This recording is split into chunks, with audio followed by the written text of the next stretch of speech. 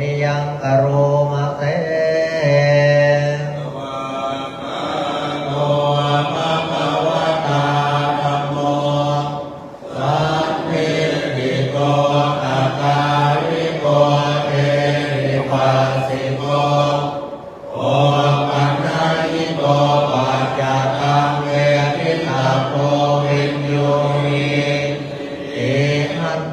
ยังธรรมาวิกิติงกโรมะเตตัตตาวิปุณโยภวเสนะสยโยโยมังปะปะปะปริยติวิโมปะเปโตธัมโมกุโรปะปะตนาตัตถาริตาริวันตาม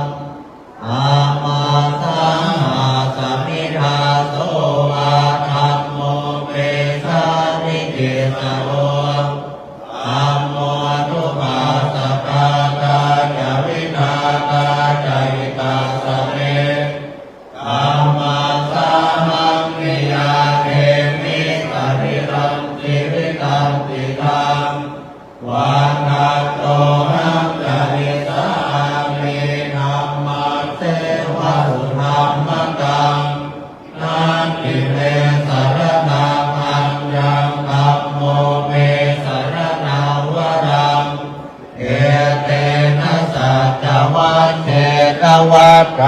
ยังสัตถุตัสสะเนอามังเนวันธมาเยนะยังปุญญังปสุตังนิอัต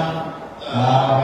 ทิอันตรายาเมมะเหสุงกัสสะเกยัสสะ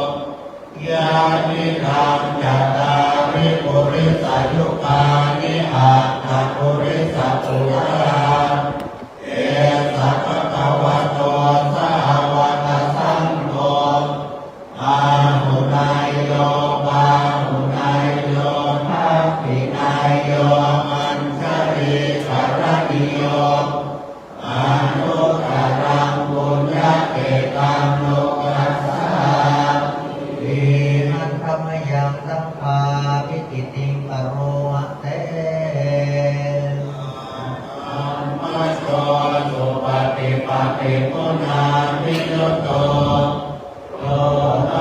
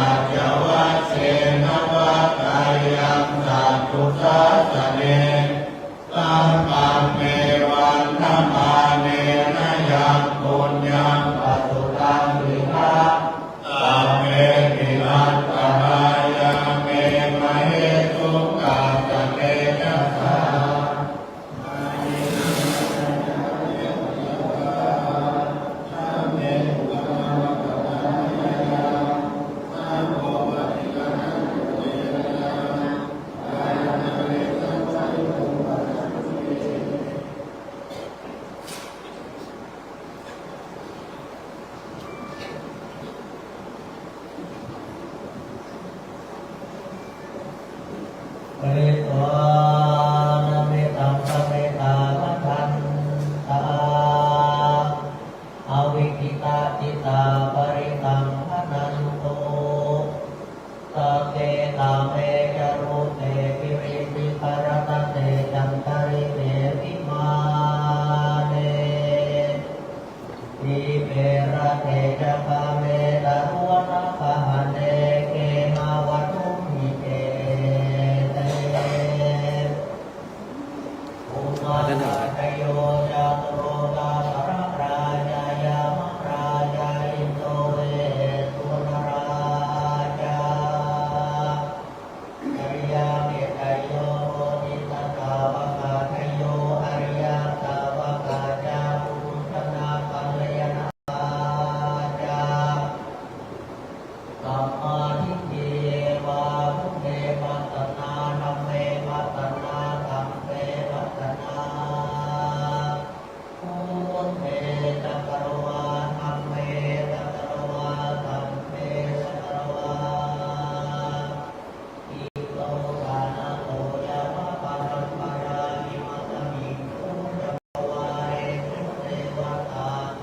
ยัมมุนิวรามจนังดานะโอโนรุนันโตอามาตวนาคาโลอายัมมะทันอามาตวนาคาโลอายัมมะทันอามาตวนาคาโลอายัมมะทันต่อไปจะได้เจริญพุทธมนต์สกายแรกลงเอาหน้าเราตากายน้องเราตาตะกี้ก่อนที่จะมีล่าออกที่พุทธลูกที่อยู่ในที่นี้น้องกินน้องใจเราเสร็จภรรยาลงแล้วผลิตต่างๆก็สุขิสุขถ้าเราผลิตในตัวที่พระเจ้าสาธยายมาตั้งแต่มีอ้อมนะโมตัสสะภะคะวะโตอะระหะโตสัมมาสัมพุทธัสสะนะโมตัสสะภะคะวะโตอะระหะโตสัมมาสัมพุทธัสสะนะโมตัสสะภะคะวะโตอะระหะโตสัมมาสัมพุทธัสสะพุทธังสรณังคัจฉามิธัมมังสรณังคัจฉามิสังฆังสรณังคัจฉามิทุติยัมปิพุทธังสรณังคัจฉามิทุติยัมปิธัมมังสรณังคัจฉามิทุติยัมปิสังฆังสรณังคัจฉามิตติยัมปิพุทธังสรณังคัจฉามิตติยัมปิธัมมังสรณังคัจฉามิตติยัมปิสังฆังสรณังคัจฉามิสัมพุทเทอังกามิสังฆกวานะสังฆสามัสสะเกปัญจสัตตะสาสะนิกัมมะเปติลัสสะเอสัมมัมมัจจาสัมปัญญาตะเวตังนะมะมิอาคาตุภะเวนะอัตตะตะเวอุปัตตะเวอเนกาตะกายติวินัสสันโตวันเตสัตโตสัมพุทเต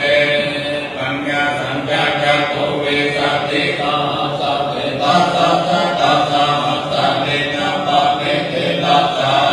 เตสัมธัมมัจจาสัมปัญญาตะเตนะนะมะมิอัมมัมมะการะภะเวนะอัตตะสัพเพอุปัตตะเวอเนกาตะไรยติวินัสสันโตวันเตสัตโตสัมพุทเตนะพุทธรัสสะเตอัตตะจัตตานิสัตตะหัสสะเกวิสัพพิสัตตะหัสสะเนนะปะเมติปัสสะเตสังธัมมัจจาสัมกัญจาตะเตนะนะมะมิอัมนะมะการะภะเวนะอัตตะสัพเพอุปัตตะเวอเนกาตะไรยติวินัสสันตุมัสสิสัตโตนะโมอะระหะโตสัมมาสัมพุทธัสสะมะเหสิโตนะโมธัมมังธัมมัสสะสัมมาสัมพุทธัสสะมะเตมินะนะโมอะระหะโตสัมมาสัมพุทธัสสะเม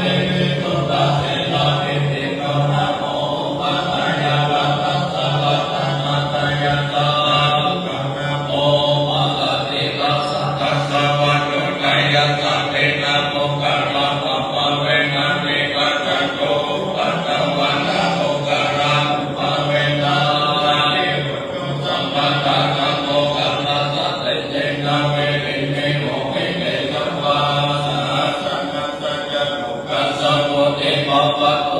ปัสสะสัตตังปิจโลกันจะเทวาลากันโตสัพพันตัสสะติมุตโตสุขิสัมเมวะนิวาเมหิอาตโมอะเนกาลานาวัตถุสังสเปยาติเวนะจักโอวาโตระโอวามันโอวามานุสะโอวาอภิโอวาอุตตะโอวามิสัจจะโอวากะโลกะโอวาคันธะกะโอวาลาภะโอวาจัตตะภะคะโตกะโอวาสัพพะมะโอวาสันติโอวาสัมโพธิสัตโอวาคันธะเตยะสัมเมตะโอระกุโอลาเอเวติกามะเนสัพพะเทเมยะจัตตะรัสสะกุกะมะปายิสาปะปะปะสารินันทะปะยะโอวาทานาโรกะโอวาคันธะโอวาทาวะโอวาระมะมะมันโตนิทานาโอวาทายะทัสสะกัสสะสะปะละมิโยทัสสะอุปะปะละมิโยทัสสะปะละมะนะปะละมิโยปัญญามะปะนิจักเกติสุจัตติยาปะทิมะภะเวตะภะวะปะนิจัตติงะเวนิกะนานะมะคะนะจัตติยังโพธิปัลละเทวานาวิเวยังสุยุตยะสัมภะมิเวทันตะวะโตอุตตะระกัมเมติสังเกติเมปุณังพุเนอวะติโพเรสานิยติโสภะคะลัตเตสุติยัมปะละวิปัสสิตังกะโลโกวัยสัมมานันตเตโลวิยะกะลุกะทิกะมุปะกะเวปะกุติตะตังนันติสุขะกะวะเลสุเทวะกายะสันนัปะติกัณันติยังจะเวสาลิยังกุเรโลกัมมะโนตะกุติกะสัมโภกันเนติตัมปัญญังทิปะมัจจาราภะเกสิปะลิตัมปัมมะนะมะเอนะเทวะนะกะปะนะนะปะนินะนันยะเทวะนะพุทธะพุทธะนิยะมะเกตัมมะภะลาพุทธะมะปะปิโลภะเตสัพพะโสดาภุเตนะกะตะปุญญาตาตัสสะมาลินิเตตัมมะกัลลังพุทธะมะภะพุทธะกัจจสิปัญจเวทายโยจะสุติเตโตสุภาสิตาจยาวาจายตัมมะกัลลังพุทธะมะปิตุอุปะกะนังพุทธะกะลาตัสสะมาโอวาทะภุลาตัมมะตัมมะกัลลังพุทธะมะนันจะธรรมะจาริยะจายะตัสสะนันจะสัมภะโหอะนะวะจานิกัมมะเนตัมมะกัลลังพุทธะมะนันติวินาติภวะจักขังนะยะสัญญาโมหะปะมะโตจะกะเมสุเวธัมมานะพุทธะมะมะนะโมนิวัตโตจะสันตุติจักขันนะโยนะคะเนนะธัมมัสสะวะนะเกตัมมังกัลลังพุทธะมะคันติยะสุวัจจะสัตตะสัมมานานัญญะตัสสะนะกะเมนะธัมมัสสะกัจฉายธัมมังกัลลังพุทธะมะตะโกอะปัมมัญญะริยังจาริยสัจจะตาลานามิปะนาสัจจิติริยะใจธัมมังกัลลังพุทธะมะพุทธะสาโลกะกัมเมหิปิตาสัทธะกัมปติยะสุขังวิรัจเทวะเกธัมมังกัลลังพุทธะมะเอนะปิสานิกัมปะนะธัมมังกัลลังอิตัสสะปะนะสุติกะนันติตะเตสัมมังกัลลังพุทธะมันติมหามังกัลลังสุขายะมิทิวิตานิตวะสัพพะสัพพิสุขายะตะนะปะนิตานะโนสัมมาทิตะตะกะเมนะเอตัมเปโพเตนะตะนะปะนิตาเอนะตะเตนะสุปะปิโยโตกะยังวิตะกะมัตตะปะนิตายะตะตะกะสักกะยะมุนิสัมมาหิโตนะเตนะคัมเตนะสัมมาทิฏฐิติตังเปตังเมนะนะปะนิตาเอเตนะสัตตินะตุปะนิวันโตยังพุทธะเสโกมาเอวันนะเยสุติสัมมานิมัตตะนิกัญญะปะอุสัมมานินะเนนะสมโมวิตติอิตัมปิโนเกนะตะนะปะนิกะเวเตนะตะเนนะตุวะนิวันโตเยปุกะลาตัสสะตัมปะสัทธะจัตตาเรตะหิทุกะเนโนติเตนะหินัยยะตุละตัตตะวะกะเอเตสุตินานิมะหะปะลาเนตัมเปตัมเปนะตะนะปะนิตาเกนะนะเจนะสุวะเทวะโตเยสุปะยุตตะมะตัสสะนะกะเยนะนิกะเมโนพุทธะมัสสะสะนะมิเตปะนิปัฏฐามัตตติกะหะนะตะพุทธานิพุทธิพุทธะมานาอิตัมมิตัมเจนะตะนะปะนิตาเตนะสัจเจนะเน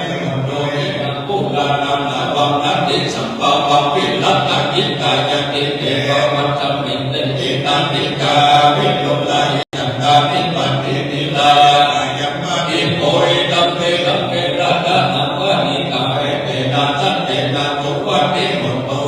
กาตเมยามัตตะพุสะเลนะยัตตังสัตตปัตตมาวิสัมเมกะภูสุจโส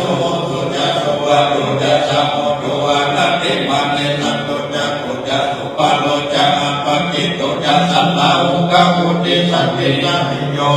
ปะโกจะอัมปะกัมโมปุเรตุอานานุกิโตนะจะพุตังสัมมาจาเตติติเตนะติโตปะเตอุปะวัตตยุสุกิโนวะเกมิโนวัตตุสัพเพสัตตาภวันโตสุขิตันตาเอติปันนาพุทธานิกัสสะวะตวะภวะอันนวะเสสานิกาวะเยปะอันตวะปัจจิมานัสสะกานุกัปปุตานิกาวะเยจานิอาเยจามุเกวะสัตติอาภิปุเรปุตาวะสัมภเวทิวะสัพเพสัตตาตุสุขิตันตาภะโลกาลานิโกเกนะนะนิมันเกนะกะตันจินันติติปัญญาโตสันนาทิกัสสยานันจัมมัญญาสังคุกะมิตยามังกายะธานิยาภูกะไมภูกะเอกะพุทธมัจจุตะเก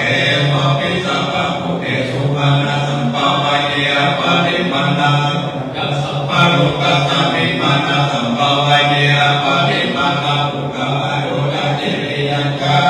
มานะเวลาสัพพะกัมปิตัญจามิสิโนวะสยานุวายะวะตัสสะวิกัมมะเมโกเอตัสสะติยาเตกายะวะมะเมตัมมิหารามิตามะมุนิกิจาอุปะกัมมะนิลาวะสัมเนนะสัมปันโตกะเมสุเวทายะเอวะนาอิจานุกะปะสยามปุณะเนติติกานิยะเมตสุตาติโลเกสิลาพุทโธสัจจังสุจยะพุทธายะเตนะสัจเจนะกามิสัจจะเกเรยามนุตตะนะภวัจจิวะธรรมะปะละสะเมวะภุเกหิเมสัจจะปะละภวัตตยะสัจจะเกเรยามะกะสะสันติปัฏฐาปัฏฐานะจันติปัฏฐาปัญญาปัฏฐาวิธานิสัมปะกะกะเวนะปะติอะมะตะหะสัจเจกะเทมะยะมะปัญญานิโรสิติวะเตสิสุลาสักกะเนตานิกุณะกัมปะวะยะตาสิติตินะมิสัมโมนะเทสัมเมสัจจะวะเมเตปะมะโนพุทโธวะปะมะโนธัมโมวะปะมะโนสังโฆวะมะนะมังคังนิสิมิสัพพะเนระหิวิธิปัสสะตังวะเทวตานาเตตังนะโมพุทธิกะกัตตะเมระภะคะตะเมปะริตาภะติกะมังคุปุตะเนสุวะนะโมภะคะวะโตนะโมสัพพะธัมมัสสะสัมพุทธะนาเตติปิโสภะคะวะอะระหังสัมมาสัมพุทโธอะระหะนะสัมมาโตภะคะโตกะเวโตอะนุตตโลปุเรตตัมมัสสะระเตตะภะเอวะอะนุสสะพุทโธอะภะวะติภะวะอะตุภะคะวะอะธัมโมสันติติโกอะกาลิโกเอหิปัสสิโกปัฏฐักิโกอะระหะเวทิตะโกวิสุปฏิปันโนภะคะวะโตสาวกสังโฆวิสุปฏิปันโนภะคะวะโตสาวกสังโฆยายะปฏิปันโนภะคะวะโตสาวกสังโฆนามิติปฏิปันโนภะคะวะโตสาวกสังโฆตัมจัตตาริโกวิสัยกานิอัตตะโกเรตะโกกะไลสัพพะคะวะโตสาวกสังโฆอะนายโยอะมุนายโยตัตตินายโยอัตตะเนกะละติโยอะนุตตะมังปุญญะเกตังโลกัสสาเอปะอุตตะสัพพะมิติปิตาอิเปนะนะโมเตตะโกนะสัตตินะมะนะปะนะติตัมมะเวทินะจิตวะภุเนโกเตตะสะภะวันโตเตจยะมะกะลานิมะนะติเตกัมมะมิโยติตัสสะภะละติโกตัมปะนะระวะกัมมะกัมมะทัตตายะมานิสุขังกะเวทินะจิตวะภุเนโกตันเตตะสะภะวันโตเตจยะมะกะลานินะนะวิลิกะจะวะลังอะติอันตังกุณังนะวะกิจังกัมมะสันติวานะนุตันตังเปตังโกเจกะเวทินะจิตวะภุเนโกเตจยะภะวันโตเตจยะมะกะลานิกิตะกะกัมมะติระตะสุกะรุณังอะภะวันติโยนะปะกะภูริมานะวะตะเยติเปตังกัมนะมะโตจิตวะภุเนโกเตจยะภะวันโตเตจยะมะกะลานิ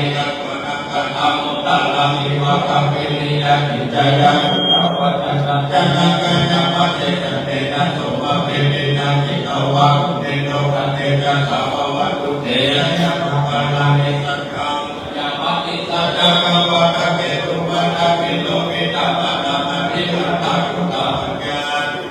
นิโรธิตาภะนิโรนันเตนะสะภะวัตุเตยะภะคะนานิสัจโตมะตะปุญญะกะเมปุตตะมะหิติโกเตนะเตนะพุทธะเกนะกัมมะปะยัตโตเอโกปะติสาวิทินาหิตวะมุนิโตสัพพะวัตุเตยะภะคะนานิอาทิติพุทธะเกนะพุทธะกะนะปัมมะติสุติสุติเมติปะกะวินันนายะนะกะเตนะหิตินาหิตวะมุนิโตนันเตจัสสะภะวัตุเตยะภะคะนานิปิพุทธะเกยะมังคะลังอัตถะกะโยวะนะโมตินะติเดสะนะเตมะนะติวะนะเมกะวิปิตานิตุปะตะวะนิสุขานิกัมมะยะนะโมสัพพะโตนะโมตัสสะสัมมาโตธัมมังนะภิกขโยนะตะเรเรนะเปติปัสสติปัจจังกะนะตะคะเลนะนะตุเตตะปุตตะกะสัพเพเตสัมปะตะทินะพุทธินะสัมมัตตะกะตะภะวิตาภะอุเลกะตะสัพพะตันติอภิญญาญาติปัญญายะโอติยาเอเตนะสัจจวัจเจนะตุติเตทุกสัพพะไตรกัสสมิสัมมะเยนะโตโภคะนะนัญญะกัสสะปังกิลเตปุตตังเอสัตตะเอสัจิเตกะตังอภินันติปะโลกะปุติสุตังคะเดเตนะสัจจวัจเจนะตุติเตโอนุสัมมาไตรกะตัมมัลลัญจะมิเกลัญเยนะวิปินิโตตุนดัตเตเลนะปัญเยวะปันนังเกตวะนัสสะตังนังสัมโพธิตวะจะอาปะกาหังนามุตตาสิทานะโสเอเตนะสัจจวัจเจนะตุติเตโอตุสัพพะกะภะอินาเตจะอาปะกาติตันนังปิมะเหสินามังกะหังกะติเลสวะปะกานุปัฏฐิธัมมัตตะเอเตนะสัจจวัจเจนะตุติเตโอตุสัพพะกายันตุนิมิตังอวะมังกะลัญจโยจามะนะโกสัพพุนะสัตโตอะปะกะโหตุสุกินานะนะมุตตะภะเวนะเวนะสัมเมปุญญตุนิมิตังอวะมังกะลัญจโยจามะนะโกสัพพุนะสัตโตอะปะกะโหตุสุกินานะนะมัมมานุภะเวนะวินาสัมเมปุญญตุนิมิตังอวะมังกะลัญจโยจามะนะโกสัพพุนะสัตโตอะปะกะโหตุสุกินานะนะมัมมานุภะเวนะวินาสัมเมปุญญสัพพะปานินังโพเตปะปะระมิสัพพะสัมโพธิโมตตะภะเอเตนะสัจจวัจเจนะตุเตกะยะมังกะลังจันโตโพธิญาโตเนสัพพะญาณังนันติวัตโนเอวังหลงนิจโยเอเจยะโต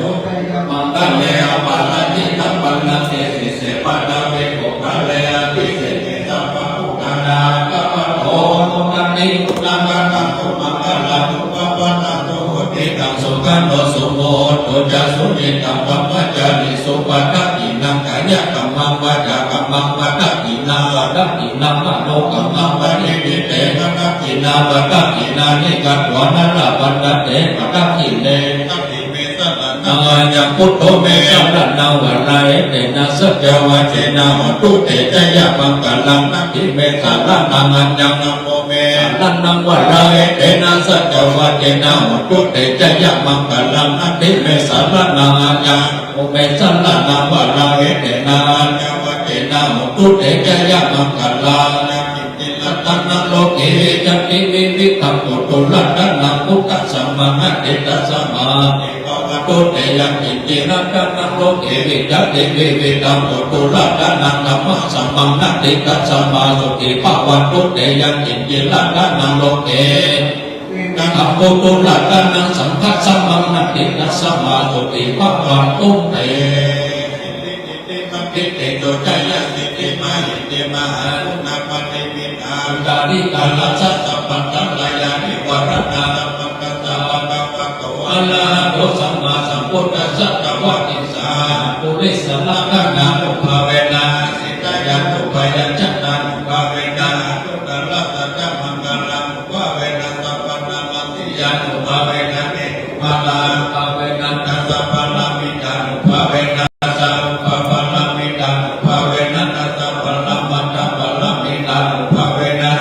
สัมมาทิปัญญาภาเวนะพุทธานุภาเวนะธัมมานุภาเวนะสังฆานุภาเวนะเนกานุภาเวนะอิทานุภาเวนะมัลลานุภาเวนะเนยะ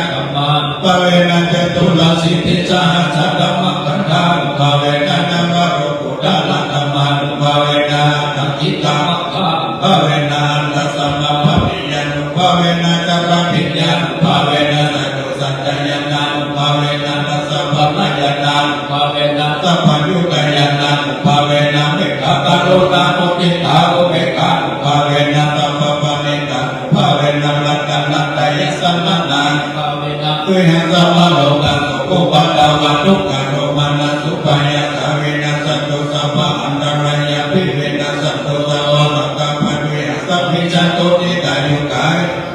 สัพพะวะสัจจิเวนะสัพพะอิโกหันตุสัพพะทาคัสสะภวนาภูมิอัตตามหาสัมพุทธาระภะกะเดวนาภูมิอนุรักขันโตสักขะพระพุทธรัตนะโมจัตตมุตตมะปะละหิจังเอวะมนุสสานังพุทธเตเสนาสุตินังนัตตังตุปันนวะสัพเพกามุตัสสะเมตุเตสะกะระธรรมรัตนะโมจัตตมุตตมะปะละปะติลาอุปัสสะปะนังธัมมะเตเสนาสุตินังนัตตังตุปันนวะสัพเพยามุปัสสะเมตุเตสะกะระธรรมรัตนะโมจัตตมุตตมะปะละมะอุณยาปังหุนยังสังฆเตเสนาสุตินังนัตตังตุปันนวะสัพเพกาอุปัสสะเมตุเตพุทโธมังคลสัมพุทโธสัมพุทโธนิปัตตุตโมพุทธมังคลมะกัมมะสัพพะอุปามุจจเลกัมโมมังคลสัมพุทโธมังเวโนตุตัสสวานุกัมมะมังคลมะกัมมะสัพพะขยะปะมุจจเลสัมโพมังคลสัมพุทโธอินโยนุตตโลสังฆมังคลมะกัมมะสัพพะอาปะมุจจเลทุกขปัตตาจันนิทุกขามายปัตตาจันนิปยาสุขปัตตาจันนิสุขหุโตเอตาวตาจามิสัมปทานยสัมปันนัสสะเปเทวานุโมดันตุสัพพะสัมปติสิทธิยาคันนังดันตุสัตตยาสีลัลลักขันตุสัพพะภวันนาปิลัตตาตุกัจจันตุเทวตากตาสัพเพพุทธาพลังปัตตาปัจเจกานันเตยพลังอรหันตานันจะเตเทนานักขันธันทายสัพพะโสสุโขพุทธานังอุปโตสุขัสสะธรรมเทศนาสุขสังฆาสามาธิสัมมากังนันตัปโปสุโขกติโยเจโตชยตัสสะมิเลโกตปะปิชยิโนวิญญาจารันสัมปันโนสุเสโตเนวัมปนุเสติวัตตปะติอาทิโตรติมาปะติจันติมานะโตตปะนิจายตปะติธรรมโนกัสสะภะมะโหรังกังตุโตตปะติเตชะสากายะปะละมานาปะสันตุติปะละมังทานังทิสาสาปะละมาญาตินิพพานังปะละมังสุขาศรัทธาจะไปได้น้อยหนึ่งนะตั้งคำถามแต่จะเป็นอาชีพแบบจะเลือกเข้าที่แบบเลือกบริษัทนะนั่งสมาธินั่งหลังตรงๆจะว่าหลังตรงที่สูงยืดอกตรงอกท้ายแหลกพึงมือขวากับมือซ้ายต่อไปต้อมใจเข้ามาเนาะวันทั้งวันนี้ใจฟุ้งซ่านไปมากมายคิดเรื่องโน้นเรื่องนี้ต่อไปเรามาพอกายของเราเองที่นั่งทุกคนมีอยู่หนึ่งกายที่นั่งอยู่และสมมติใส่ที่เขาว่าเป็นคนนั้นคนนี้ที่จริงมันเสมอแต่โน้ตคือหนึ่งกายเท่านั้นเองแต่สมมติว่าเป็นหญิงเป็นชายเป็นพระเป็นโยมมองให้พอว่าหนึ่งร่างกายที่นั่งอยู่ต่อไปมีลมหายใจก็ออกนั่นเป็นส่วนของกายปกติกายมันต้องมีการเคลื่อนไหวมันเป็นการแสดงออกของธาตุลมคือการเคลื่อนไหวที่ได้เอาการเคลื่อนไหวอันนั้นมาเป็นที่ระลึกรู้ของใจใจก็คือตัวจิตตัวรู้เอาไปตั้งอยู่กับที่ลมหายใจเข้าลมหายใจออกญาติโยมเคยพาภาวนามาอย่างไรก็องค์ภาวนาอันนั้นเข้าพุทหายใจเข้าโทหายใจออกก็ดีก็ดูการพองน้อยยุบออกคือลองทำอันนั้นพระเจ้าอามาได้เน้นย้ำว่าในการที่เราต้องผ่านมาซึ่งความดีบุญกุศลนั้นในหน้าที่ของชาวพุทธการศีลภาวนาการเราคงไปดีแล้วด้วยจิตเป็นกุศลคงสายมาด้วยตอนนั่งปัจจัยเงินทองคือการแล้วที่ผ่านมาและก็คือการไปในวันพรุ่งนี้เอาให้โอกาสตัวเองได้มาสัมผัสได้มาพูดมาหันให้มาเกิดการปีติรู้ว่ากับกัลยาณมิตรใจทางธรรมะคือให้ตัวเองได้เป็นโอกาสการเกิดการคือของเราได้ทำดีบางท่านบางคนก็ได้มีโอกาสมาอย่างนี้ต้องมีครูบาอาจารย์กัลยาณมิตรการทำจักขุนปามาพบกันวันนี้มีโอกาสแล้วคือโอกาสได้ทำดีแก่ตัว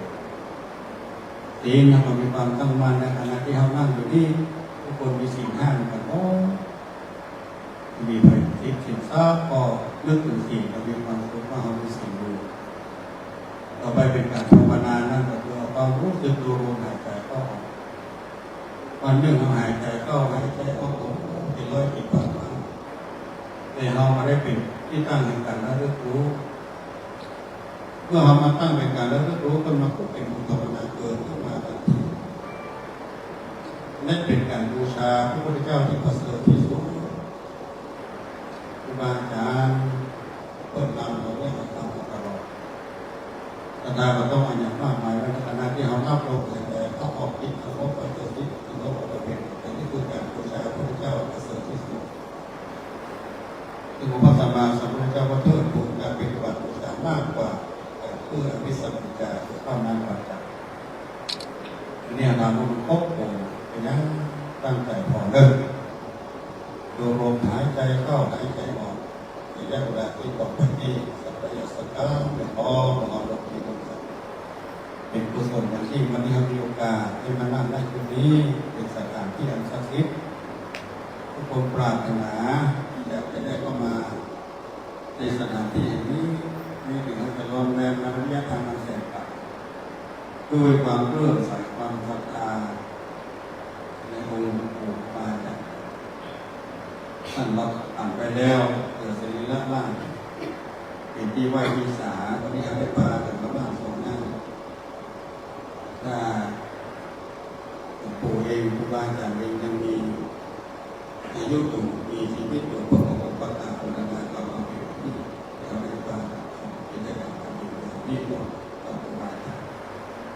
นี่พอมาดูตั้งแต่ภาวนาสักครั้งเริ่มลงผ่านไปที่ไปลงพลังงานเพื่อพอตั้งแต่ภาวนาสักครั้ง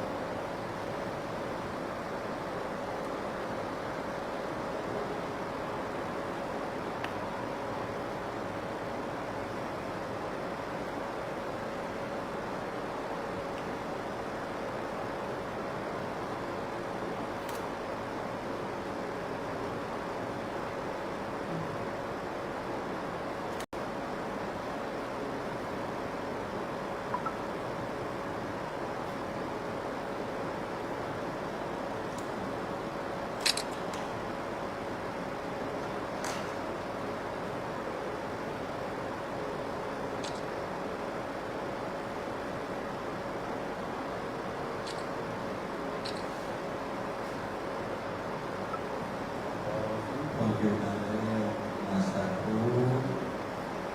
ต่อไปเราได้โอกาสคำนวณกดน้ำมีมาในปีที่สองตั้งแต่เริ่มเป็นกุศลสร้างดีแล้ววันนี้ขอองค์กุศลได้แผ่ผ่านได้เป็นปกติ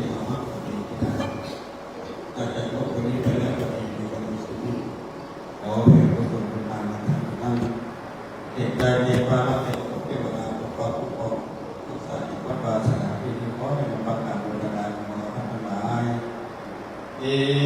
ตังตานากัมมังวิปากะปัจจโยตุโนติจังศีลกัมมังวิปากะปัจจโยตุโนติจังอิตังภาวะตากัมมังวิปากะปัจจโย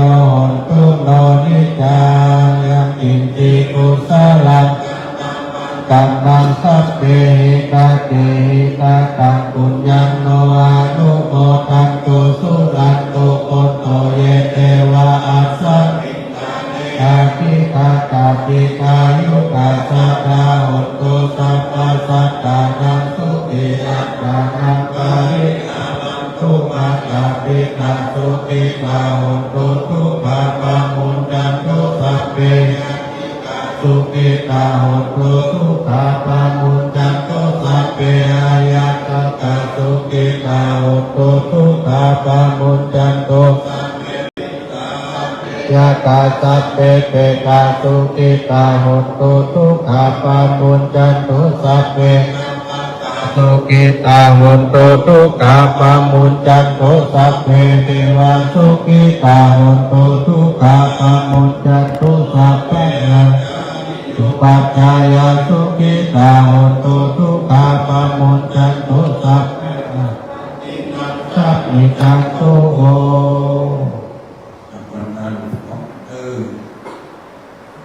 วันตาเมปุนังธัมมังเมโตสังฆามานาเมวันเดวันนามิธัมมังธัมมังเมโตสังฆามานาเมวันเดวันนามิสังฆังสัพพังเมโตสังฆามานาเมวันเดวันนามิโตสังฆามานาเมตังอัญญามิหังสัพพังเมกามิอาราเมปัตตาปัสเสวันตามิเกติยักปะตาเนโสปาติโพธิพุทธารูปังอาการานังโลเกเทวะโลเกธรรมะโลเกสัมพุทธิเปรัตาทิเปสาเรระตาตุโลเกสัตตาตุโยอาระหันตาตายันนันนาตุติกาตุราสิจิตาเตตัมมะตันเตสะเปตัมปาระเจติยังอาหารวนาอุสัพพะโส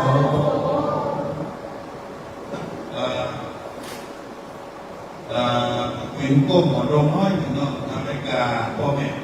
เราตอนนั่งอยู่ตรงหน้าเราก้มกับพ่อแม่ข้าวของพ่อแม่เรามันคือวันตามีวันเดจัมมาลาภาลาตัมมาภาตาเนจันเตตัมปุญญาสาลินาอารุโหติสัพพะสานินาปุญญา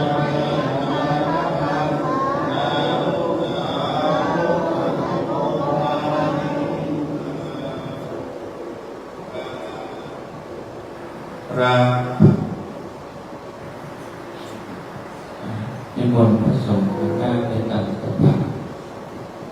สดาหน้าท่านไม่เลิกเป็นนางองค์เป็นตัวแทนนะอับได้ขอกรรมสงฆ์ก่อนแล้วก็จะได้มีกิจกรรมสักหน่อยก่อนจะสอบทุ่มเป็นนางนำออกกรรมสงฆ์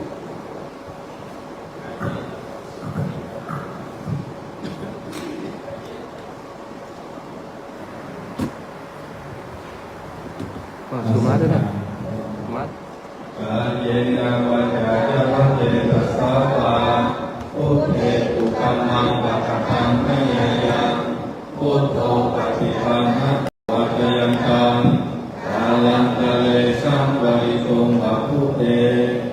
กายเยนะวาจาจะวะเจตสาวาธัมเมตุกัมมังปัฏฐังมะเยยัง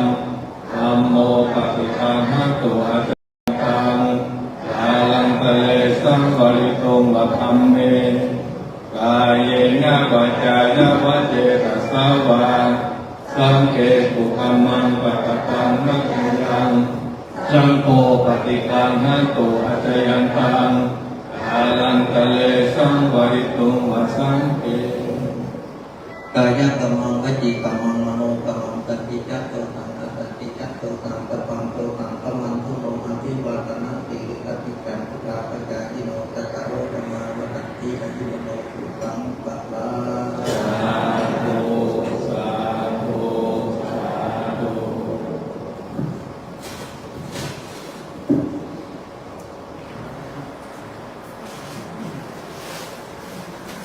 เอาไม้ตรงนั้นนะเป็นประเพณีที่กิจกรรมของเขาในคืนสุดท้ายอย่างนี้มนต์ครูบาอาจารย์ได้พูดกับศรัทธาตรงใน2-3 นาทีขอบคุณศรัทธาอนุโมทนาที่ได้เดินทางร่วมกันหลายร้อยเป็นพันกิโลก็ไปติดมาทางลักษณะนี้เมื่อครูบาอาจารย์พูดแล้วก็จะฮือศรัทธาพูดอาตมาจะเสี่ยงเอา40 บาทเดี๋ยวฮือท่านตะวันกับท่านวันใหม่แบ่งเบอร์40 เบอร์บางทีท่านครูบาอาจารย์พูดเนี่ยใส่ไปเลยแล้วก็จะยกเอา4 เบอร์แล้วก็ฮือมาอู้คนไหนมาเกิน3 นาทีเนาะเป็นประเพณีที่เขาทำร่วมกันแต่ก่อนที่จะมีกิจกรรมนั่นก็จะเจ้าก็ไปเรียกว่าตำหนิกันนะแต่ว่าเพื่อมันมีขึ้นไปท่านพระครูกัลยาณปราโมทย์นี่เพิ่นเป็นม่วงตลอดขึ้นมาเวลาเขาจะไปไหนด้วยกันก็จึงบอกว่าเขาไปด้วยกันก็คืออันยังต่างๆเวลาเขาจัดกิจกรรมก็คือร่วมกันอย่างเงี้ยมันเป็นสามัคคีมันก็ถ้าว่าพระเจ้าบาทศรัทธาของห้องมันเดียวกันยังศรัทธานั่งตั้งรุ่มเอามาพอตำบลบาหันตรงใดตรงหนึ่งของห้องหายไปคำตกทุกตรงอาจารย์วรรณชัยบางท่านถามหาท่านวรรณชัยได้มาครับพอดีเพิ่นจะมาละได้สักวันเนี่ยเพิ่นสบายเจ็บเอวอาภาษอยู่ที่วัดพุทธศรีดีแล้วก็อาตมาก็ปิ้งไปวันพุธนี่มันจะพยัญชนะเขาเพิ่นไปหาหมอแต่บังคับไปขอแกนบังคับถ้าผมไปเดี๋ยวอุ้มใครรักษาสังขารครูบาอาจารย์แทนตนเรื่องกับท่านพระครูวิภาคที่ไปกับของเราตลอดเลย10 กว่าปีไปแถววัดคำเสือกระบี่ไปแถวไหนแถวบ้านทีนี้เพิ่นก็ประเด็นนี้1เพิ่นบอกหูได้ก็ข้างหนึ่งแล้วก็หูเพิ่นก็บอกหูผมก็ได้ยินละก็รับทราบนะแต่เนี่ยต้องเขียนอย่างนี้ได้ประมาณเกือบปีแล้วเพิ่นเป็นอย่างนี้นะแต่มาก็ไปเยี่ยมหาตลอดให้กำลังใจไปเยี่ยมหาก็แบบจะให้หมู่เฮาครูบาอาจารย์เนี่ยทายพวกศรัทธาที่ไปกินไปตามที่ต้นตอเพื่อจะได้ตื้อใจเพิ่มขึ้นมาแต่ตัวเนื่องจากท่านพระครูสุเมธวัดมรสีที่แบบอาภาษอะไรนี่ก็ไปรักษาตัวอยู่ใต้ไปรักษาตัวอยู่ที่ภาคใต้ไปมาเลเซียไปเตื้อเพราะว่าหลวงพ่อจำเนียนเพิ่งอยู่มาเลเซียก็ไปมาเลเซียไปเตื้อก็รักษาเป็น2 อย่างคือหมอปัจจุบันก็หมอมูใจมูคือหลวงพ่อจำเนียนก็เป็นส่วนอย่างที่ลูกศิษย์หมอก็รักษาก็กินยาบำบัดตลอดโอสุเบนก็หายไปหลายคนก็ตามประเมินได้กันเวลาเอาเพื่อนมาเขาจะมาด้วยกันถึงบดเวลาการใดการหนึ่งออกมาทุกเจ้าของหม้ออย่างนี้แต่เอามาร่วมอย่างนี้มันยกสุดท้ายมันสบายมันเลี้ยวเลยถามว่าเล่นเลยคนไทยทุกเจ้าคนเล่นเลยแต่เชื่อมั่นว่าศรัทธาเลิกที่นี่ไปก็รับเองไปอยู่กับดีอยู่ดีมันเที่ยงคืนมันบางคนยังอยู่ส่งไลน์ให้กลุ่มร้านตรงอย่างเรื่องเราการเอาบวกลบไป2 ชั่วโมงนะมันเกิน4 ทุ่มไปจะรับนะคนทำให้กันเดียวเอามาเป็นกิจกรรมของ เบอร์39กับเบอร์38นำมาเดี๋ยวเบอร์ตื้อแต่เบอร์37เป็นคนแก่หัวแล้วก็ผมไปครับพระเจ้าคนชายผู้เมืองคอในลายกลุ่มแล้วทำไมบอกมาแสดงตัวเป็นเจ้าว่าแบบอันนี้ท่านพระพุทธเจ้าเป็นเช็คนี่นะหายไปสอบกันที่วัดกาญมานี่เลยก็38เนาะ39เบอร์ที่ไหนฮะบอกมาเลยนั่นตามเลยเจ้าบอกว่าก็เรียกนี่ก็บอกว่านั่นก็เป็นนะว่าก็เป็นนะก็คือกู้ก็ฟังเลยต่อไปคืนนี้นับหน่อยเลยนักเรียนเกเรเบอร์3เบอร์4เบอร์5เบอร์23เบอร์24 35 38ตรงข้อประกวดมั้ง38นี่ของอย่างวะฮะ38เป็นกี้แม่มาแจ้งคนนี้กำลังมาเป็นยังวันพูดก็ได้อันนี้ที่ว่าเมื่อกี้อนุโลมถึงวันพูดแต่ตัวนี้ว่าอะไรเนี่ยแต่วันพูดกับเจ้าเนี่ยสำคัญพวกเขาต้องมาตามด้วยกันประมาณเป็นอย่างว่าปีเจ้างูมีอย่างพวกเจ้ากับไปบอกกันเบอร์3ประกันเจริญส่งเข้าประกวดเอาแนวดาวประหลวงเข้ามาตัวมันเลยประกาศเบอร์เดียวผมบอกเบอร์อื่นประกาศละมันพูดมาเนอะก็พามาเอาห้องกันจะได้พลังห้องแน่จริงนะต่อไปอย่างนี้บนพระพุทธเจ้าเป็นองค์ก่อนได้แต่เป็นพระครูความรู้สึกการกินการตามมองกันจะได้โอยปอนพัฒนากันน้อยกันเดี๋ยวสถานกูเดี๋ยวจะมาแจ้งกำหนดการทั้งคู่พระเจ้าเอาส่วนใหญ่มากนะพวกเขาที่เขามาเนี่ยเมื่อคืนนี้พวกเขาท่านมาโมที่กดคอไลน์นี่เมื่อคืนนี้จะมาแบบส่งไลน์ส่งข้อความมาอย่างนี้มูที่เนคอไลน์ขึ้นมาท่านผู้กองไม่ไลน์อาจจะมาจดเกียงกับโลกการทั้งคู่บอกทั้งหลายถ้าเอาฮักเจ้ามูไปบอกนะถ้าเราบอกฮักก็คือขาดเลยเพราะมันเปลี่ยนเป็นตลอดแต่กี้พระพุทธเจ้าขึ้นไปบอกไปปรึกษาพักที่ปรึกษาสถานที่จะไหนมันเปลี่ยนเป็นตลอดบางทีมันจะลอกอย่างนั้นมาได้ต้องลอกต่างนั้นดีกว่าได้แต่ที่แวบไปพูดเขาว่าพระพุทธเจ้าที่เป็นอยู่นี่เป็นเต็มนี่เป็นสวดมนต์เนี่ยทำพิธีนี่เขาเลยขอสถานมาเพื่อคนที่จะจับสถานที่นอนเรียบร้อยเพื่อคือขนาดเข้ามาฝนมันมาพร้อมกันก็พอพระเนรคุรีก็จะฝนหมอนขนมคือมันแบบเรียบร้อยเพื่อบางพ่อมาถึงนี่ท่านที่ไหนไม่น้องไหนก็คือมันเป็นแล้วเพื่อนอนใจเย็นมันบางอย่างนี่ผมคิดแทนเลยนะอันนี้มนต์ครับท่านพระครูสถิตสารปุยมนต์ครับขอนอบน้อมแด่พระรัตนตรัยพระแก้วเจ้าต่างๆประการไว้เหนือพระนามของเจ้าขอกราบนอบน้อมต่อสรีระสังขารของหลวงปู่ธรรมะที่เราตั้งกันหลักรู้จักกันอดีตเจ้าอาวาสวัดแห่งนี้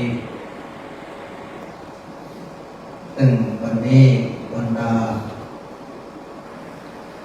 ลูกหลานตามเต้าคณะเริ่มปีขาววิชาได้เดินตามมาจากภาคเหนือล้านนาได้มาสู่คนแก้วอารามของวัดอดีตพระคุณแห่งนี้ขอแสดงความเคารพถวายความเคารพต่อสรีระสังขารขององค์มหาศาลนี้ที่อย่างเต็มที่แล้วก็ขอแสดงความนับถือ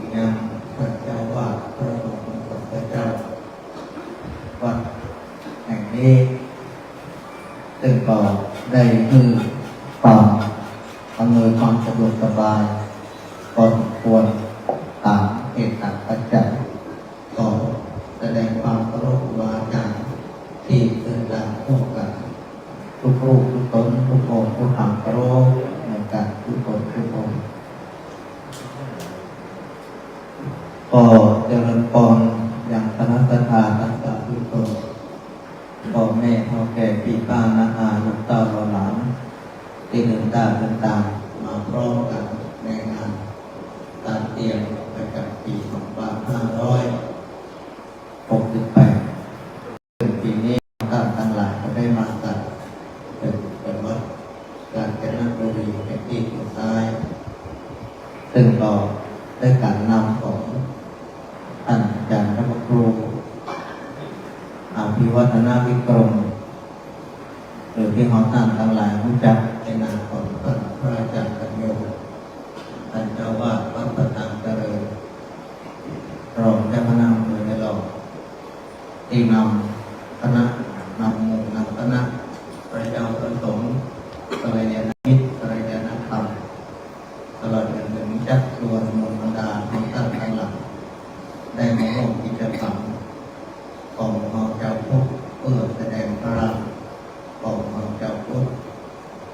แสดงออกถึงความไฟมุขไฟบุญไฟกุศลไฟมุขก็คือที่เราท่านทั้งหลายได้ดูตาได้ดูหูได้ฟังเกิดความรู้ความเข้าใจ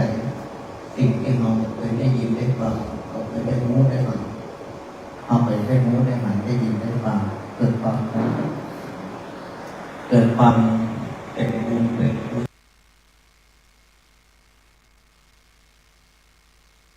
เอาได้หันเลยทั้งอารมณ์ของคนที่เป็นฝ่ายกุศลไปเลยยิ้มแย้มแจ่มใสอารมณ์ชื่นชมยินดีปิติร่าเริงแจ่มใสอารมณ์ที่เป็นอกุศลตรงนี้อารมณ์ที่มันแสดงออกถึงความพอใจก็งดงามก็แสดงความอุ่นอ้อมหมองมัวต่างๆการกระทบกระทั่งทางกายก็ดีทางวาจาและทางจิตใจที่มันเกิดขึ้นเราจะได้ศึกษาในรู้และออกในจิตในใจของเราว่าขณะนี้จิตใจเราเป็นจะได้มาวัดจิตวัดใจของเราว่าจิตใจของเรานั้นดีก็ว่าไม่ดีถ้ามันดีเราก็ควรสร้างสรรค์ต่อในความดีนั้นอันใดที่มันไม่ดีเอาก้อยที่จะระงับยับยั้งในใจขันติความอดทนอดกลั้นความคงควบคุมใจของเราคืออยู่ในสภาวะของความเป็นปกติที่ได้ดูที่สุดอย่างที่ท่านผู้นำของเราได้พูดได้เลยว่ามันจะมีนักเรียนเกเรต้องมันกระทบถึงใจตึ๊กมันก็มีว่าจะได้ว่าเป็นนักเรียนเกเรเขาโดยเหตุว่าลูกต่างพ่อต่างแม่ใจห้อยที่เดียวกันมาเหมือนกันความคิดความอ่านเองต่างๆการยืดยืดอย่างต่างๆตรงกันความเข้าใจในเหตุในปัจจัยที่มันเกิดขึ้นถึงความเที่ยงแท้แน่นอนมันก็ลงกันก็จะทำให้เราตั้งทั้งหลายเกิดความบางทีเกิดความน้อยเนื้อตามใจตาเกิดความโกรธเคืองในจิตในใจตาอันนี้เป็นเรื่องปกติเอามางานบุญเอามาแสวงบุญเอามาหอมบุญกุศลที่กับตนเองเพื่อที่จะเป็นพลังบุญซึ่งเกิดในตนของเราพอเอามานี่เอามาเพื่อบุญเพื่อกุศลแท้ๆเอาต้องเอาอย่างที่มันเป็นสิ่งที่คุ้มครองหมองมัวความพอใจต่างๆปัดก็มันทิ้งมันปั้งไปก็ต้องเอามาใส่จิตใส่ใจและคอยที่จะเก็บเอาดอกไม้ ที่ห้องคือใจเอาสู่จิตใจนั่นก็คือดอกที่เป็นบุญเป็นกุศลที่มีกลิ่นหอมกลิ่นของสีกลิ่นของเตาที่อยู่ในจิตในใจของเราหุ้มเบ่งบานทุกแห่งอันนี้คือเป็นสิ่งที่เราตั้งตั้งหลักจุดเป้าหมายที่เรามาห่วงกันนี้มองคอยมองวัดจิตวัดใจว่าตอนนี้เวลานี้ที่เราเข้ากลุ่มกัลยาณมิตรที่พึ่งติดต่อของเราเอาไปถึงไหนแล้วได้ยินได้ความพิบาลจังได้ยินได้ฟังเพื่อนสนิทมิตรสหายกัลยาณมิตรได้พูดได้คุยกันเนี่ยเรามีความรู้สึกอย่างไรแล้วเราจะแก้ความรู้สึกของเราจากที่มันเป็นลบมันเป็นบวกที่เป็นบวกอยู่แล้วมันบวกวิกฤตลงไปอันนี้คือการพัฒนาจิตใจของเราตั้งสิ่งที่มันกระทบในอารมณ์ของเราต่างๆนานาเนี่ยมันได้ทางใจตั้งแต่ทุกอย่างพอดีได้ข้อมาได้ข้อพอดีได้เต็มพอดีบางคนยิ้มแย้มแจ่มใสอย่างที่มากระทบนั้นได้ทุกเรื่องทำใจได้ทุกเรื่องบางคนได้ข้อมาได้ข้อบางคนมาได้อย่างเรื่องยึดใจทุกอย่างอันนี้ก็คือห้องต่างทั้งหลายได้มาบอกว่าห้องต่างทั้งหลายนั้นห้องนั้นประเด็นแต่ถ้าว่าห้องขึ้นใจได้ห้องลองสำเร็จห้องอยู่ก็ยังพยายามสร้าง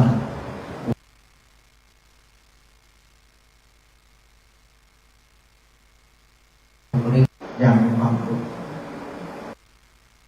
ต่างๆความบ่งบอกถึงความรู้สึกนึกคิดของเราทุกคนความรู้สึกนึกคิดตัวนี้แหละจะทำให้ตั้งหลักเกิดสติเกิดปัญญา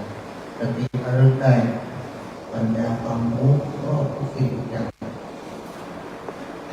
รู้จักเหตุรู้จักผลซึ่งสิ่งเหล่านี้เป็นการพัฒนาศักยภาพของความเป็นเลิศจากตัวออกจากอุปสมบทที่นั้นแน่ไปด้วยความโลภความโกรธความหลงสติที่มันบรรเทาเบาบางผู้เราเบาบางลงไปเพื่อเป็นกัลยาณคนเป็นกัลยาณมิตรต่อกันมีกัลยาณธรรมมีจักและตั้งสงเป็นสิ่งที่ดีๆเพื่อไต่เต้าเข้าไปสู่ความเป็นมรรคเป็นผลคือต่อไปและพัฒนาดังนั้นเกิดดีถ้าหากว่าเราได้กระทำความเป็นอันนี้มีโอกาสที่ดีที่เราได้กระทำความเป็นอันนี้ขออนุโมทนากับพ่อพี่แม่พี่ป้านะพี่น้องขององค์วานทั้งหลายกัลยาณมิตรกัลยาณชนทุกท่านเพื่อได้ตั้งจิตตั้งใจประกอบบุญกุศลเมื่อถึงต่อไปทางหน้าขอให้ทุกคนทุกท่านเก็บเกี่ยวเอาสิ่งที่ดีๆเข้าสู่ในจิตในใจของเราและรักษาสิ่งดีๆเหล่านั้นไปอยู่ในจิตในใจของเราแล้วมันจะทำต่อไปทางหน้าเพื่อดีกว่านี้เพื่อดีกว่าที่เป็นดียิ่งขึ้นไปขออนุโมทนาสาธุเอามาเพิ่มเลยเบอร์3มาแล้วมาครับเบอร์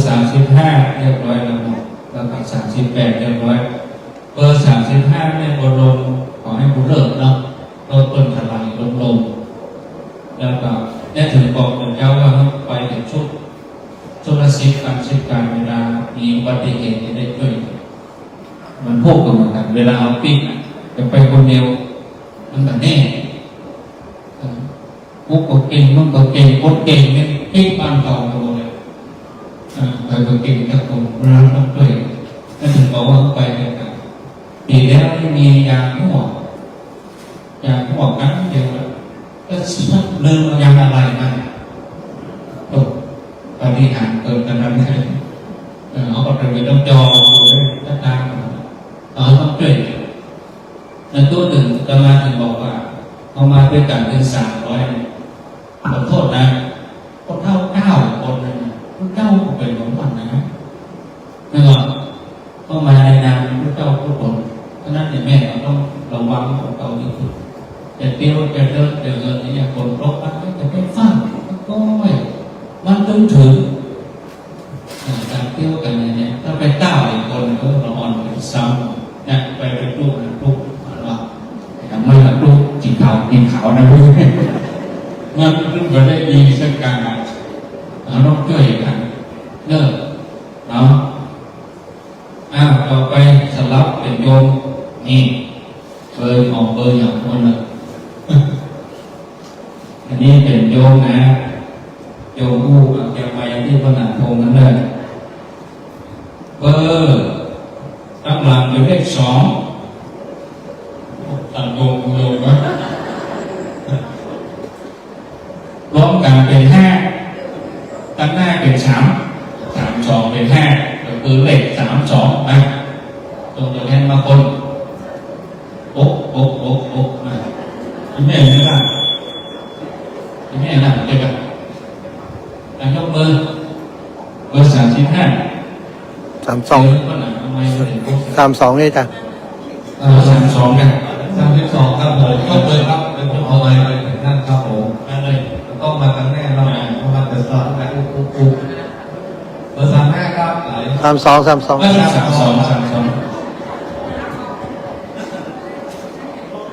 ครับเบอร์32ครับหลายวินาทีเข้ายืนทั้งเลยขออนุญาตนะครับเดี๋ยวพระสงฆ์พูดตรงนะครับท่านพระสลับพอดีในกำหนดการว่าจะเทศเลยตรงนี้แต่ท่านมหาคนอันเป็นปริวัติจนแรงยืนขึ้นเลยยืนขึ้นยกโต๊ะมือแล้วก่อนอย่างน้อยครับสวัสดีจ้าข้าชื่อนางจิรพรสุริยชัยยามาจากวัดทุ่งลุงน้อยมอนจอมพรนะเจ้าทุ่งลุงน้อยจอมพรอำเภอจังหวัดหยางอำเภอเมืองปอเป้าจังหวัดเชียงรายเจ้ามาครั้งที่อย่างแล้วนี่มาครั้งที่2เจ้าปีแล้วไปอีสานเจ้ามานี่กับวันนี้ครั้งแรกเจ้าตั้งเกิดไงมานี่นะเจ้าแม่อายุ50 กันแล้วได้มาเป็นได้ห้องม่วนเจ้าม่วนที่รับที่นอนก็ดีเจ้าห้องน้ำห้องได้ก็สะดวกสบายเจ้ามาไข่จวนนะนี่ไข่จวนมานี่นะเจ้า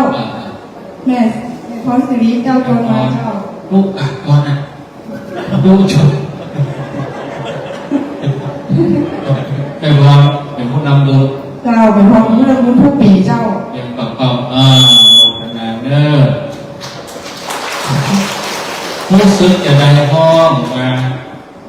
มีความสุขพระกัลยาณมิตรดีเจ้าการเฮืองทางก็ราบรื่นดีเจ้าได้ไปแอลสถานที่ที่เขาเคยมาหากับเตือเลยเจ้าเตือไปในสารเฮียได้ของตั้งเหมือนเจ้าหรือประมาณต้องให้พอเจ้าต่อไปหน้าปีได้โอ้โหจะไป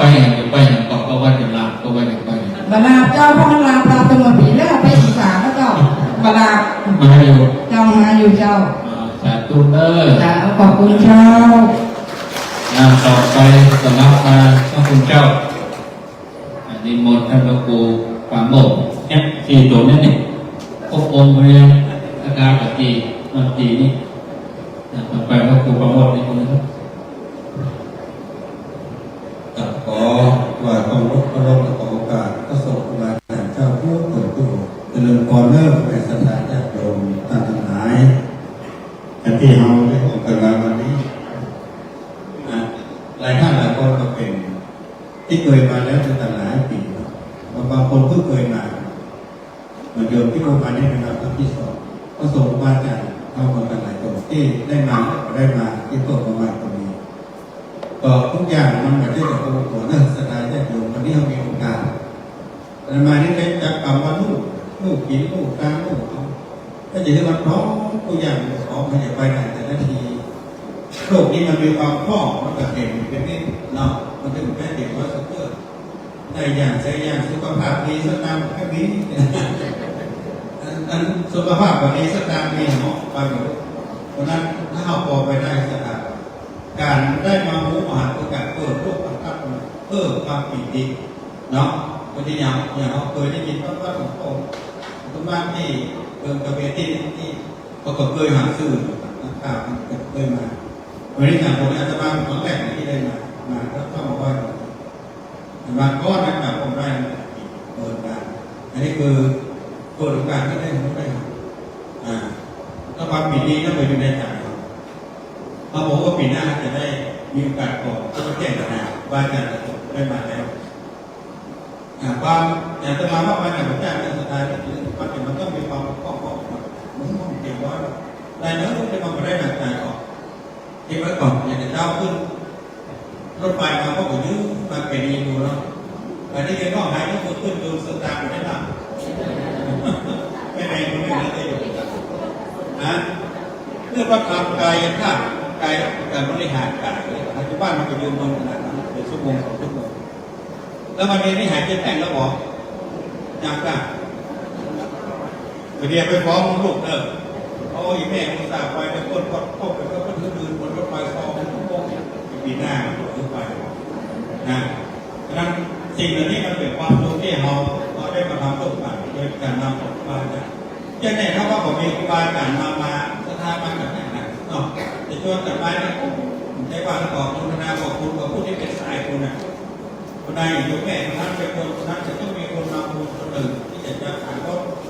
ติดต่อสายงานถ้าเรามีคนแนะนำจากก็คือสิ่งที่เราทำอันนี้โดนเรียกคนต่อนะเป็นพวกคนฝ่ายคนมายาเป็นใหม่คนสำเร็จด้วยกันเรื่องเดียวคนอื่นนั้นได้มีโอกาสได้ความประมาทต่อได้ความสะดวกต่ออันนี้เป็นความถูกต้องกันคุณไม่อยู่ที่ไหนอยู่ที่ใจถ้ามาแล้วหวั่นใจพิจารณาพูดถึงไม่ได้นั่นแต่ในกรณีถ้าพิจารณาแล้วพูดถึงความกับคุณเก็บไว้เลยบุคคลเจตนาเขาต้นก่อนให้กันมาก่อนแต่มันมีประกาศไปมีอย่างไฟเนอร์ลำไยจากบ้านหุ่นจากที่ไหนโอ้หายไปก็นักเลยน่าจะไปแอวตอนเมืองการทำมีนั่นนี่อย่างบุคคลเจตนาพูดแล้วก็มีความสุขบางคนมีความสุขที่จะไปแจกกัน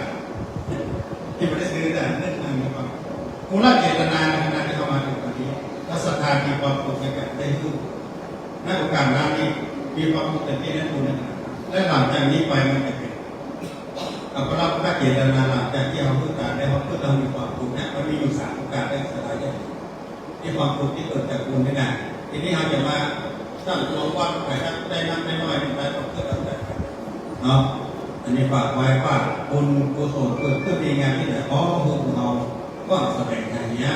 ก่อนที่สถานร่างกายโอกาสมันจะถึงเราความพร้อมแต่แท้มาถึงตรงนี้ลูกเนาะอาหารบ้านนี้เป็นสิ่งที่ยังเป็นลูกเราแต่วันนี้เราหน้าจะไม่ได้กินเนาะคนนาสาธุการถึงพ่อแม่ทุกคนสุดท้ายได้ตัวที่มาใหม่ตัวนี้มาเก่าตัวนี้ขอเพื่อความปีนี้อันที่ห้ามแต่จากเราตลอดเป็นปีหน้าได้มาเอาโมทนาสาธุอยู่เย็นเป็นทุกข์ของทุกคนสาธุต่อไปถึงสถานฐานะช่วยก่อน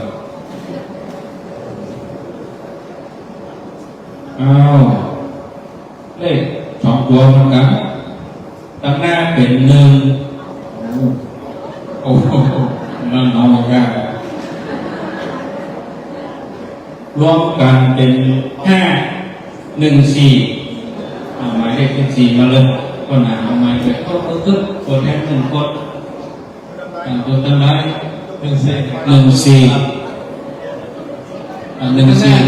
โอ้เอายืนเอาเลยแนะนำชื่อตัวเองบ้านไหน14เอาผู้นำบุญก็ได้ครับผู้นำกับตัวแทนมา1 คนต้องมือไปด้วยครับเจ้าน้องเต่าจืนลงรักชัยชนะนะเจ้าตัวแทนของอำเภอแม่ท่าเจ้ามาวันนี้เอาวันนี้เป็นมาเจ้านั่งรถไฟมาได้นั่งเลยเจ้าเสียสละไม่เสียสละให้คนแก่คนเจ้าอยู่เพิ่นสุดเลยเจ้าตีตัวยืนเนาะตีตัวยืนเจ้าทุกเจ้าก็ไม่รอดยืนเหมือนกันแต่ก็ดีใจนะเจ้าเห็นคนเท่าคนได้นั่งแปลงตีอ่ะเจ้าอันนี้คือความเสียสละความมีซอสความมีเจ้าผู้ซื้อเก็บได้บ้างมาตั้งแต่เริ่มมาจนถึงคืนนี้ก็มีความรู้สึกนะม่วนเจ้าม่วนให้ผมเจ้าปีหน้ามาหาก็จนไปอย่าไปหันต่อมาเจ้ามาอยู่เนาะขนาดดูเบาแต่ผู้มายังหูโอ้โหเอาละความแตกให้พวกไปบอกเขาเนี่ยโอเค ตามเงินแม่เนาะสาธุตบมือให้โยมน้อยต่อไปพระคุณเจ้าท่านพระครูปิยะศรีรัตน์วิเชียรนิมนต์ครับ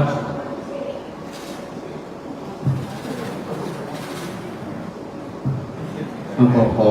ยกน้องเลยอันนี้เรื่องของพ่อพุทธมะที่เขาเลิกเลิกเป็นพิโดของประชาชนทั่วไปเป็นของเราถึงครูบาอาจารย์ที่ทรงทุกตนทุกองค์ที่ร่วมมาขบวนมาตัวกับที่มีความกับพี่น้องทั้งราชการจากทุกตนในวันนี้ที่ทุกท่านทุกคนเราตีมารวมกันเอามาการเรียนที่ว่าสิ่งนี้ที่ท่านอาจารย์บรรจงเพื่อนประกาศได้เสียสละเวลาทั้งเจ้าตุกปัจจัยสิ่งของต่างๆเอาเข้ามารวมสามัคคีทำด้วยกันในวันนี้มันมาพระก็สิ่งที่อกดีใจที่พี่น้องชาวเอาลูกเก่ามาด้วยกันเป็นขบวนแบบนี้อาตมาท่านก็มาเป็นครั้งที่สองวัดที่ปีแล้วครั้งหนึ่งปีนี้ก็ท่านที่เด็กทุกโยนออกมาด้วยกันทุกตอนที่17ที่17อาตมาว่าก็มีอย่างนั้นก็สิ่งที่อกดีใจที่เราได้ร่วมกันมาทำบุญนี้ก็ขอบุญกุศลที่ท่านได้ประกอบตั้งใจมาวันนี้ขอเมื่อทั้งหลายประสบแต่ความสุขความเจริญปรารถนาสิ่งใดแล้วสมนำคำมั่นปรารถนาทุกสิ่งทุกประการทุกท่านทุกคนเถิดต่อไปเป็นชักทานเด้อเป็นญาติโยมคนเด็ดๆคนเด็ดๆ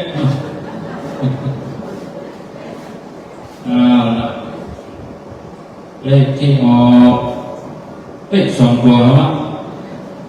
ตั้งหน้าเป็น5ตั้งหลังใหญ่ปีนตั้งหลังเป็น5ตั้งหน้าเป็น15เด็กที่14ครับอย่ามาทับกันนั่น15ไหนครับยกมือครับ15ยกมืครับนี่นะเป็นวันจะไปครับผมขนาดพงเรื่องนี้นะขับรถโดยเป็นตังโยมโดยพวกเมื่อเป็นสุญญ์แนะนำโดยเนอร์บางอย่างตบมือให้เพื่อนกันครับ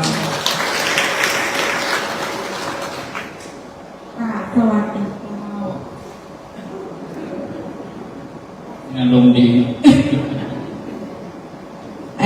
ชื่อโสธิดากรยาค่ะมาจากบ้านโทหัวช้างค่ะต้มหัวจ้างเขาอยู่ตำบลลำปางค่ะตำบลพระบาทค่ะเรียกว่าต้มหัวจ้างกับปุ้นไม่ใช่ค่ะไม่ใช่หรือค่ะต้มไหนมาใช่ชื่อไหนมามันเป็นอย่างนั้นเนาะยมมาครั้งแรกเหรอถ้ามาเมืองการมาครั้งแรกค่ะทำไมอู้ไทยอู้เมืองกันได้เจ้านะได้ทุกภาษาค่ะมากับใครไอ้จนนะท่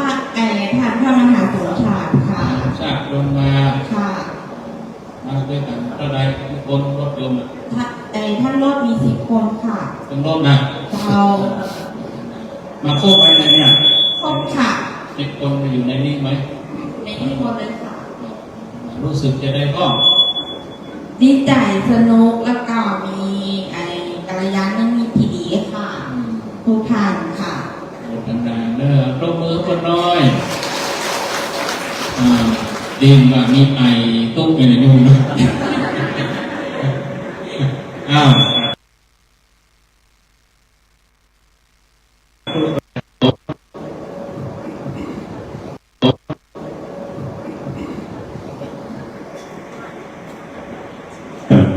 น้องแด่พระรัตนตรัยและก็ไว้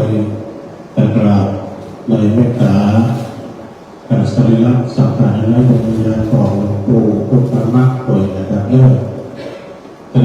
ถึงครูบาอาจารย์ทุกคนผู้บอกด้วยความเคารพนะครับและก็ขอความเจริญในธรรมเจริญพรกับศรัทธาญาติโยมทุกท่านทุกคนกัลยาณมิตรที่มาร่วมแสวงบุญกันในวันนี้ญาติโยมทั้งหลายตู้ลุงออกมาแล้วมาเพื่อเดียวท่านได้เป็นตู้ท่านได้มาในต้นมันบุญก็เหลือกันตู้ลุงได้นั่งรถเนี่ยก็เป็นว่างได้เปิดหูเปิดตาญาติโยมต้นไม้ต้นดอกตะกี้ขี่รถไปหรือไม่ก็จะได้ยืนเป็นบางครั้งก็ไม่พอเพราะว่าต่อในวิถีชีวิตชาวบ้านแล้วก็ปลูกกระถูหัวกาปลูกข้าวปลูกนาปลูกกระหล่ำสับปะหลังปลูกอ้อยเป็นว่าต้นก็แห้งแล้งเหมือนกันนะฉันเอาอยู่ปุ๊บเดียวในบางที่เราเห็นมันเป็นเอโนต้องไม้เหี่ยวกันผู้ยาคาแต่นี้เขาบอกได้หาวิถีชีวิตในโยมนะแล้วอย่างเรื่องเราได้มาแสวงบุญได้มาทำบุญด้วยกันเนี่ยไม่ได้มาปั้มหากันได้ทำบุญร่วมชาติกับบ้านร่วมกันอย่างนั้นแต่พระครูว่าถ้ามีผู้นำบุญที่เขาบอกได้มาเขาจะมากันครอบครัวเขาที่มาก่อกันลูกเขาได้มาพบปะกันนี่ก็เป็นงานบุญนะสถานญาติโยมจะไปลากันด้วยถ้าปีหน้าก็มีของมาแต่ทำไมยังเมื่อสังขารเราเพื่ออาภรณ์เพื่อเนี่ยที่เที่ยวได้ไปเป็นแต่ปี2 ปีก็จะแน่แล้วก็เพิ่มว่าเราโมเดลโกงกันน้ำโมกันนะจากนั้นต่อมาก็โยมเนี่ยอันนี้ได้มาพูดมาถึงว่าแสวงบุญมาทำบุญร่วมกันได้มาหันบ้านหันเมืองของเพิ่นเขาจะของใกล้นะสดาจะโยมรวมไปปิ้งมาเป็น1,000 กิโลนะแล้วไอ้เทปเป็นทั้งอย่างเป็นว่านาบุญกุศลยิ่งใหญ่เพราะฉะนั้นญาติโยมทั้งหลายที่เพิ่นได้ออกปัจจัยตูกุศลงานครูบาอาจารย์ได้อ่านและจุดและนามรบกันนั้นนี้ก็จะขอโอกาสที่ว่าจะให้ฝากตัวคนใจทุกหน้าทุกคนนั่นในโอกาสที่เรามาร่วมบุญแสวงบุญการในวันนี้ขออำนวยผลโชคสถานญาติโยมทุกคนทุกท่านตลอดจนที่เพิ่งได้มาเพื่อฝากมองมาก็ดีพี่น้องโชเฟอร์ผู้ใจดีทุกท่านทุกคนด้วยน้องของเรานั้นอยู่ดีมีสุขอายุมากกว่ายืนมีโรคเป็นใจสุขภาพสมบูรณ์แข็งแรงอยู่ดีมีสุขเจริญมาด้วยอายุวันนั้นสุขภาพละเหมือนกันทุกผู้ทุกคนเด้อสาธุต่อไปเป็นโยมเลยเป็นโยมก่อนจะยกเบอร์ของโยมนี่ขออนุญาตได้แก้ตัวให้ศรัทธาเบอร์รถที่ประกาศไปซี่เนาะเบอร์3เรียบร้อยไปเนาะมาแล้วเบอร์5มาแล้วเรียบร้อยเนาะของคนดมแล้วก็เบอร์35มาเรียบร้อย38เรียบร้อยเหลือ3เบอร์นี่เนาะมาอ่านชื่อนะออกก็เบอร์มาแล้วเบอร์4เบอร์23เบอร์24แต่3เบอร์ได้ยังให้รับตัวกุดๆไปแล้วเพื่อจะรอก่อนที่จะได้เสียทุ่มต้นก็อาจจะมีธุระเราเพื่อกันอย่างก็อาจจะมีธุระได้มาเอาจบเบอร์ของโยมสุดท้ายเนี่ยโยมสุดท้ายคนโอ้เลขตัวเดียวบนหมายเลข3นะการเจริญหมายเลข3ที่ไหนครับคุณหมอเบอร์ปิดไปแล้วหลังโบมันจะการกระส่งมันจะปิดนะมาที่ไหนครับเลข3ครับการเจริญเนี่ยขอบคุณนะครับต้องไปมีบางการงานเราได้มาเนื่อฝากงานอย่างที่จริงต้องมาเห็นสัก2 คนเลยกันอยู่ห้องอะไรอยู่ห้องอะไรห้องก็นะครับโชเฟอร์ก็ดูเขาบริการโชเฟอร์มันจะดีเริ่ม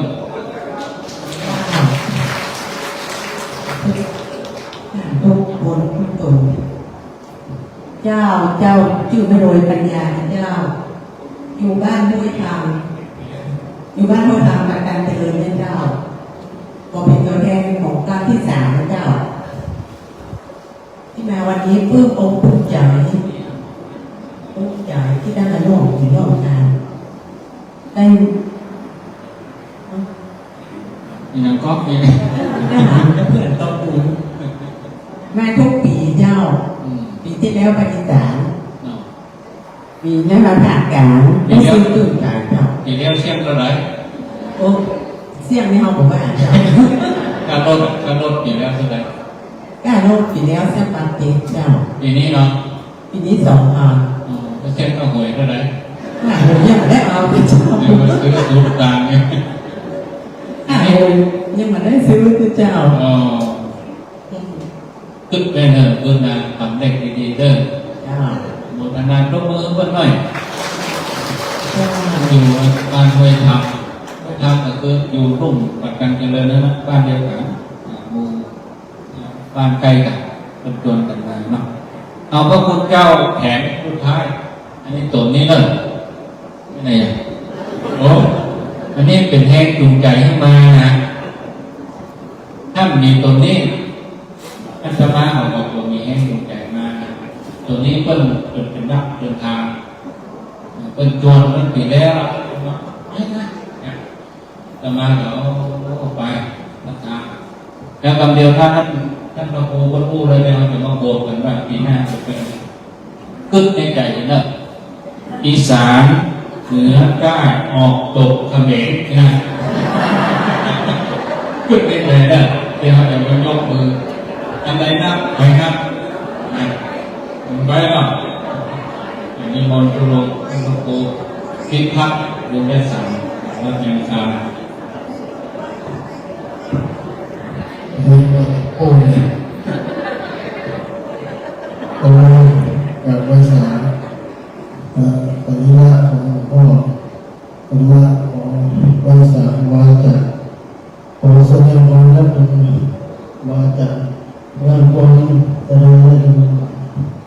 ถือว่าโอ้พระเจ้าเนี่ยบอกว่าแต่ไปแสดงให้ดูมาเจ้าเนี่ยเจ้าที่สี่แล้วมาเนี่ยเพราะว่าด้วยความใช่หาไปดูที่มาเนี่ยคุณเข้าใจความสมัครของเจ้าบ้านของสมัยแต่ตรงนั้น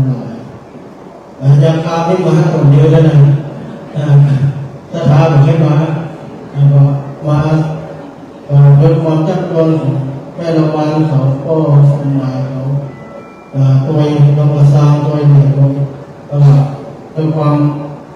ตัวผู้มีเจแล้วก็ผู้มีเสียงตัวสิ่งที่ประทับใจที่นี่คือความเป็นส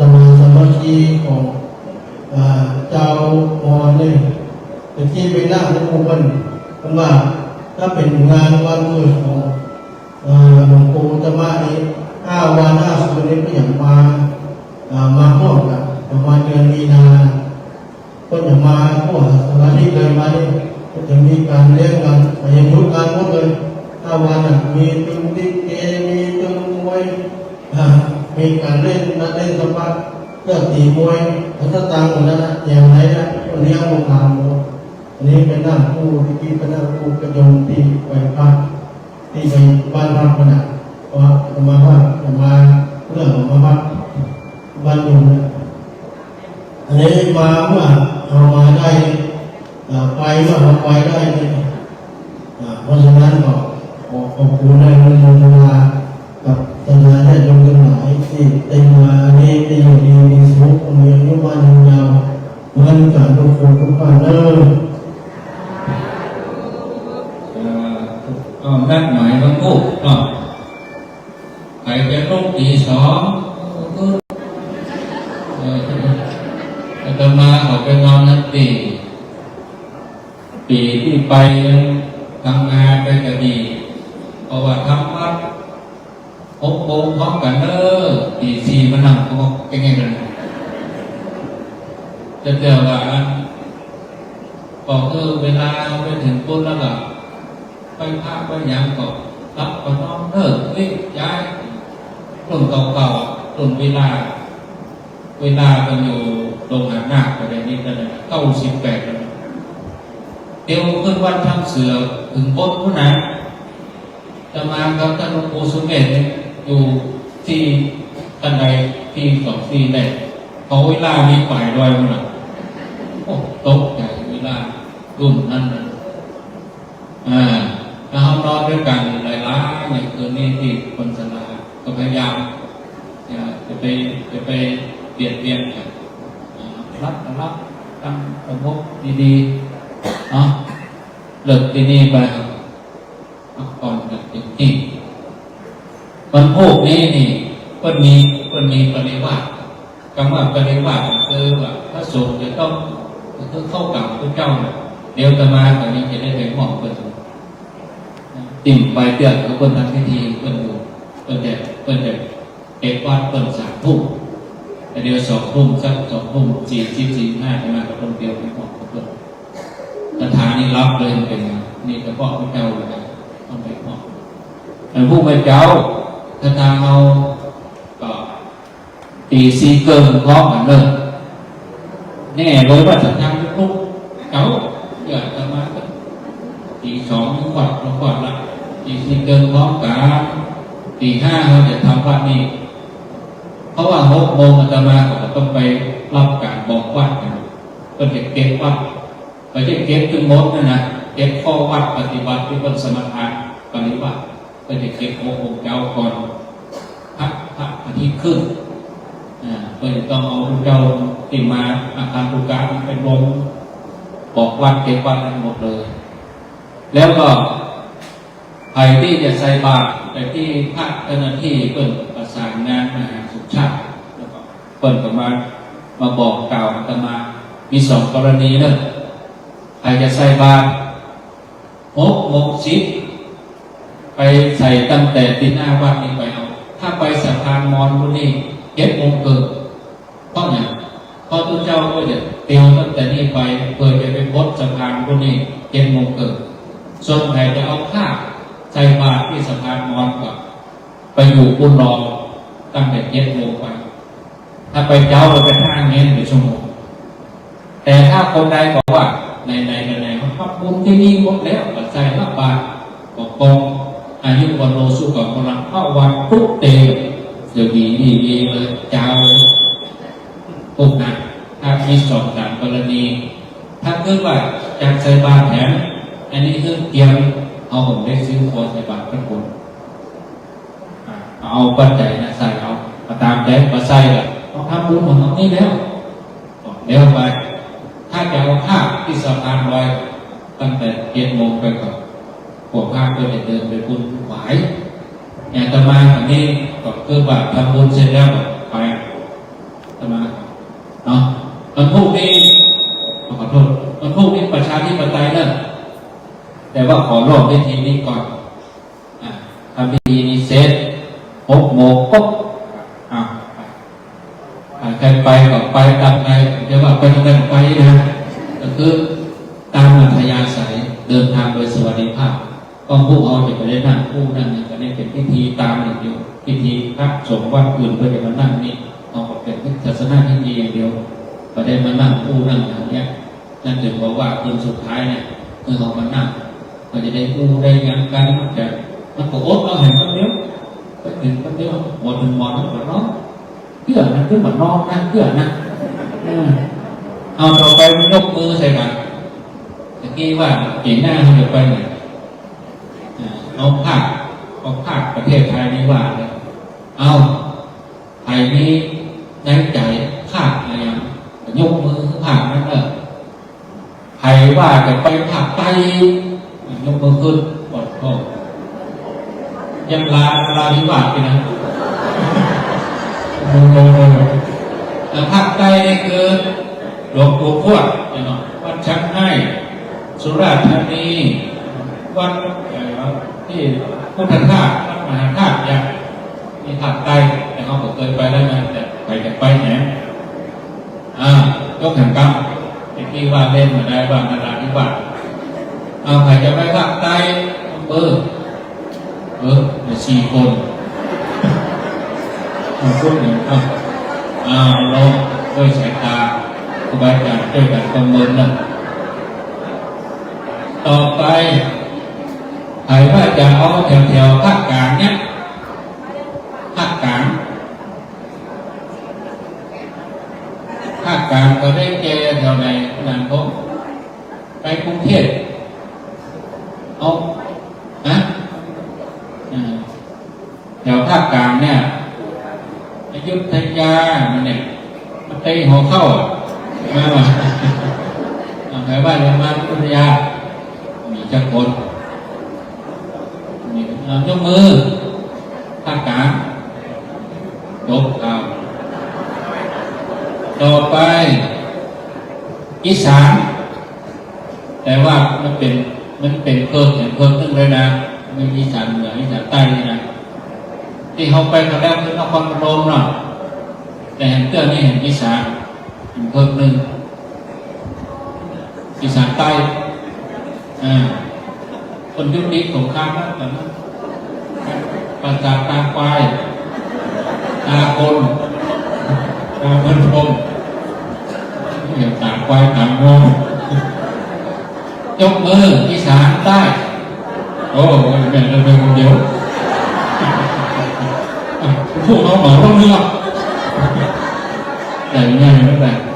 มันเป็นนะการเวลาเปลี่ยนอาจจะเปลี่ยนใจได้ต่อไปเอาภาคเหนือเขาเนี่ยข้างหน้าลำปางภาคเหนือมีนักถ้าที่มันยกคืออย่างมันได้ก็ได้ไปว่านี่ก็ได้แล้วบางพอนี่ประเมินด้วยสายตานี่ภาคใต้นะชิดปลาย